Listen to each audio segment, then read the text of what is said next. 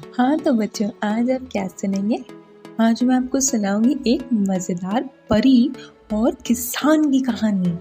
तो एक दफ़ा का कुछ जिक्र है कि किसी गांव में एक किसान रहता था।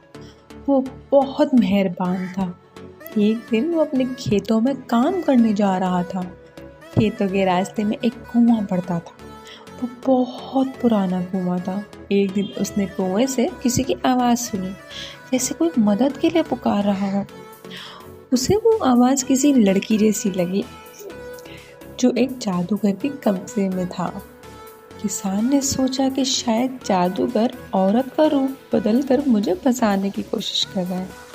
मगर जब आवाज़ मुसलसल 3 दिन तक आती रही तो किसान ने एक दिन कुएं में झांक कर देखा तो वहाँ एक खूबसूरत और हसीन परी जो जंजीरों में पकड़ी हुई थी। उस परी ने किसान से कहा, तुम मेरी मदद करो, और जब तक मैं जंजीरों में रहूंगी तब तक मेरा कोई जादू नहीं चल सकेगा।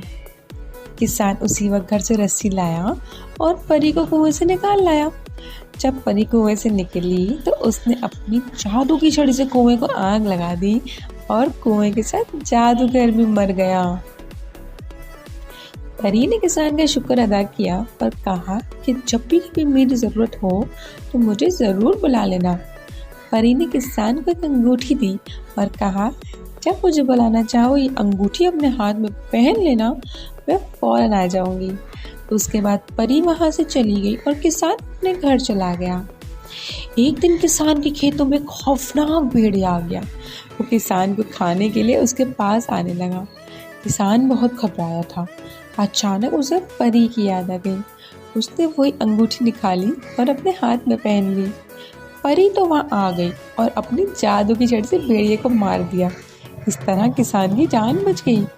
किसान ने परी का शुक्रिया अदा किया और परी वहाँ से चली गई। प्यारे बच्चों, हमें भी ऐसे ही हर किसी की मदद करनी चाहिए ताकि हमें परी ना सही मगर अल्लाह ताला की तरफ से बहुत सारा अजर व सवाब मिले।